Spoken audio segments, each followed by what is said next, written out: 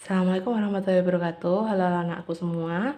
Karena ada beberapa WA yang masuk ke pesan saya di handphone saya, maka di sini saya akan sedikit menjelaskan clue-clue apa saja atau bagaimana cara mengerjakan soal-soal yang kemarin sudah saya bagikan di tiap-tiap kelas kalian ketika PTM ya.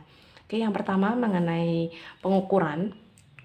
Kemarin sudah saya jelaskan ada kata kuncinya yaitu tentang waktu Indonesia bagian barat dan waktu Indonesia bagian tengah dan timur. Tapi karena di sini kalian bisa perhatikan, di sini adalah tentang Bandara Adi Sumarmo yang ada di Surakarta, berarti dia ada di jalur WIB, dan Bandara Mopah Merauke berarti dia ada di WIT. Di situ nanti kalian silahkan diubah dulu ke salah satu waktu Indonesianya. Misalkan di sini pesawat berangkat jam 21.00, berarti kan dia dari Bandara Adi Sumarmo. 21.00 ini dia WIB. Nah, jam 8.35 ini dia di Merauke, berarti jam 8.35 ini dia sudah dalam keadaan waktu Indonesia bagian timur. Nanti salah satunya kalian rubah dulu. WIB misalkan kalian ubah ke WIT atau WIT kalian ubah ke WIB, silakan, baru kemudian diselisihkan. Akan ketemu waktunya dan jangan lupa diubah ke dalam satuan detik. Ingat, 1 jam itu adalah 3600 detik. Dan 1 menit itu adalah 60 detik. Hati-hati ya, kadang masih banyak yang keliru di bagian sini. Oke, selanjutnya yang kedua yaitu mengenai gerak. Kata kuncinya adalah jatuh bebas dan kalian disuruh mencari kecepatan. Saya langsung kasih aja rumusnya ya biar kalian mudah dalam mengerjakan. V ini adalah kecepatan setengah G. Sorry. V di sini nanti akar 2GH. Oke. Langsung di sini berarti 2 itu nanti nilainya tetap, dia adalah nilai tetap dari bentuk persamaan yang sudah dirubah sebelumnya. G percepatan gravitasi bumi dan H adalah ketinggian. Gitu nggih semuanya. Ini mudah sekali.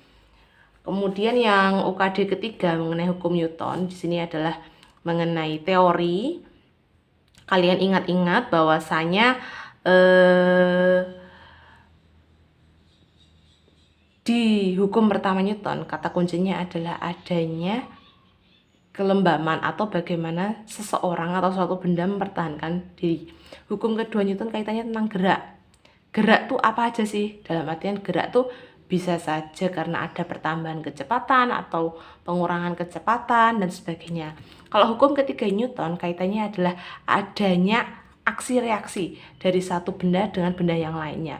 Berarti kan ada kalau misalkan kayak gesek berarti ada gesekan benda yang satu dan lainnya. Berarti kalau adanya gesekan misalkan sepatu dengan lantai, nah itu adanya aksi reaksi. Berarti kalian tulis lengkap kaitannya itu yang mana gitu.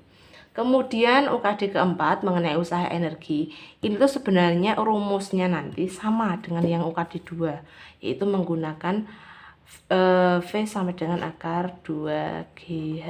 Ini sangat mudah sekali, saya yakin kalian pasti bisa mengerjakan. V-nya kecepatan, G percepatan gravitasi bumi. Kalau di sini tidak ada, sudah pasti nilainya adalah seperti yang lainnya, 10. Gitu aja. Kita gunakan yang 10. Dan hanya adalah ketinggiannya, gitu ya. Lalu selanjutnya di bagian UKD kelima, yaitu mengenai tumbukan tak lenting. Kata kuncinya di sini nih. Ada tumbukan tak lenting. Tumbukan tak lenting itu kecepatan akhir kedua benda sama. V1 aksen dan V2 aksen bernilai sama.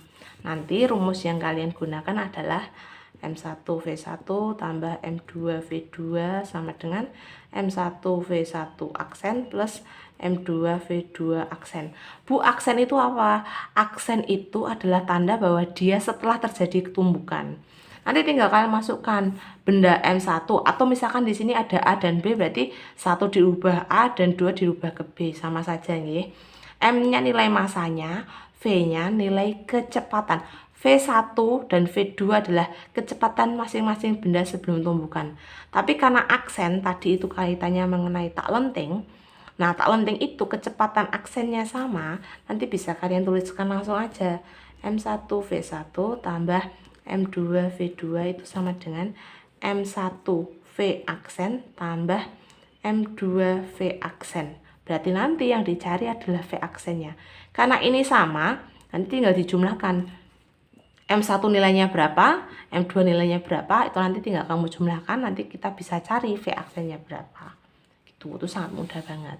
Nah, terakhir UKD yang ke-6 ini beberapa masih ada yang bingung. Oke, saya jelaskan, mohon diperhatikan dengan baik. Oke, langkah pertama yang kalian kerjakan adalah kalian buat dulu pergerakan antara si masing-masing gaya ini nanti menuju ke titik B. Arahkan ke arah yang paling dekat. Nah, S1 ini kan naik gini ya, mas-mas semua. Arah yang terdekatnya itu adalah arah ke kiri untuk memutar 360 derajat. Kalau ke kanan kan terlalu jauh. Maka yang betul adalah kita arahkan terdekat menuju ke kiri. Oke. Kalau yang namanya searah jarum jam itu bernilai plus, maka yang berlawanan bernilai min. F1 kita menuju ke B. Kalau kita putar 360 derajat, berarti dia berlawanan arah jarum jam, nilainya min. Sudah ketemu nggih. Lanjut ke yang F2 menuju ke B. F2 ke B. Ini kalau kita putar 360 derajat, dia akan searah jarum jam, maka bernilai positif. F3 sekarang menuju ke B dan F4 menuju ke B. F3 menuju ke B, kita putar. Oh, berlawanan arah, nilainya negatif. F4 ke B, kita putar 360 derajat. Oh, searah, maka nilainya positif. Nah, nilai positif dan negatif ini kita gunakan untuk mencari momen gaya. Di latihan soal, saya tuliskan kadang ada yang torsi atau momen gaya itu sama ya, Mas.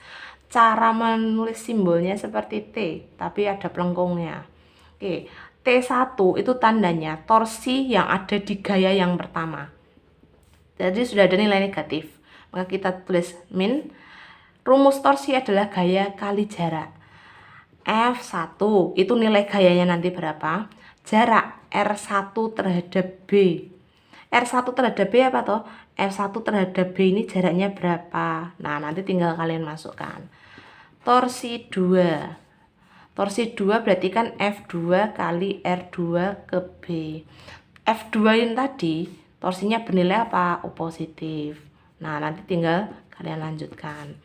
Torsi 3 dan torsi 4 juga sama. Torsi 3 dari gaya ketiga yang tadi bernilai negatif, F3 kali R3B berapa? Torsi 4, F4 kali R4B itu berapa? Dia bernilai positif. Nah, selesai ketemu nilainya masing-masing, maka tinggal diapakan? Dijumlahkan. Akan ketemu hasil momen gaya di titik B. Gitu ya. Sangat mudah sekali, sangat mengerjakan. Assalamualaikum warahmatullahi wabarakatuh.